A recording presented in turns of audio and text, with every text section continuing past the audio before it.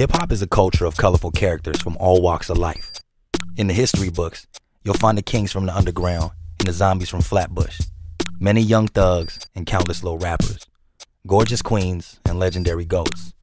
But there's only been one baby girl, only one Aaliyah Dana Hodden. Dating back to 1994, 24 years ago, Aaliyah released her debut single, Back and Forth. She was no older than 15, the youngest voice on the radio, but was ready to convince the world that age was nothing but a number. Even back then, there was a charm to the presence of her voice. That charm became spellbinding as she matured into a woman. You see, Aaliyah was the kind of songstress that invoked love at first listen, and then a further infatuation was born at first sight.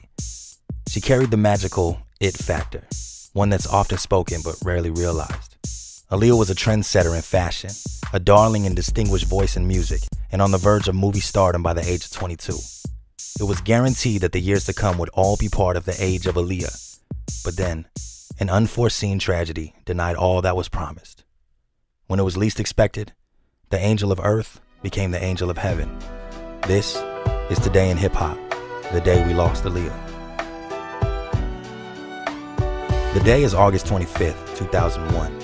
Alicia Keys' debut single, Fallin', has spent 5 consecutive weeks at #1 on the Billboard Hot 100 after climbing right past Destiny Child's Bootylicious. Philly's Beanie Siegel can be found on the cover of XXL's August issue, joined by Rockefeller's honcho, Jay-Z, who was visible against his back. Beanie's sophomore album, The Reason, was released almost a month prior on June 26th, while Jay-Z is leading up to the liberation of the Blueprint, his highly anticipated 6th studio album. On August 22nd, 35 days after Aaliyah's self-titled 3rd studio album debuted at #2 on the Billboard 200, Aaliyah was shooting the Hype Williams-directed music video for the 3rd single, Rock the Boat. The filming began in Miami, followed by a 181-mile flight to continue the shooting on the island of Abaco in the Bahamas. What was supposed to be a 4-day trip ended abruptly when Aaliyah decided to return home after filming was completed on the 25th. Aaliyah, additional equipment, luggage, and 7 other passengers boarded a small, 2-engine Cessna 402B 10-seater aircraft.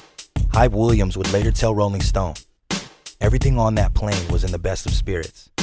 Takeoff began at 6:45 p.m., and an eyewitness later reported that in less than a minute of being airborne, the plane plummeted back into the ground. That crash left no survivors.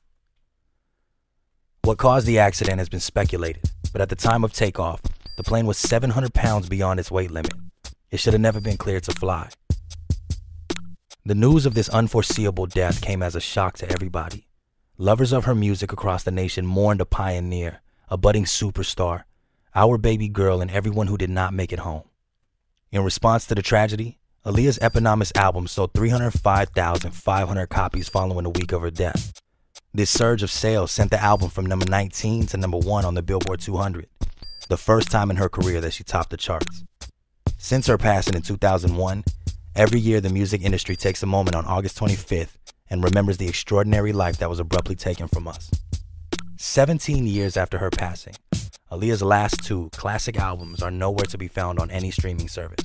This is due to her uncle and music executive, Barry Hankerson, who managed, signed, and owns all of her masters. The only album he doesn't own is Age Ain't Nothing But a Number, Aaliyah's 1994 debut. But the only album in Aaliyah's discography is haunted by the writing and ill relations with R. Kelly. Even if her music doesn't reach the platforms where music is being absorbed, Aaliyah is still being heard. She died in the process of making her art and has continued to live because of that. Sampling is an act of resurrection, and according to what's been documented by Who Sampled, Aaliyah's music has been sampled over 260 times in hip-hop. Newfound stars who were raised by her sultry voice like Kendrick Lamar, Frank Ocean, The Weeknd, her, James Blake, and many more have used some of her greatest hits as a muse to new music and reintroduced the old to a new generation of music listeners. We've witnessed a generation of women that have modeled their style after the tomboy that can make Tommy Hilfiger baggy clothes a fashion statement.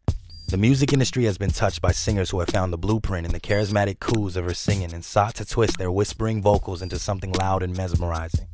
Age is a number, and at 15 she was too young to be wifed by R. Kelly. At the age of 17, she delivered One in a Million, an album existing in an age before its time.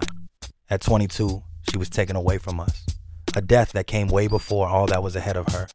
Aaliyah's life was fast. She lived ahead, and maybe that's why 17 years later, she's still here. She's immortal, like an angel that never left. and she is what we choose to celebrate on this day in hip-hop. What up, squad? I hope you enjoyed the video. If you did, you can hit the subscribe button. You can also follow us on Twitter and Instagram by clicking the links below. Until next time, thanks for watching All Def Music.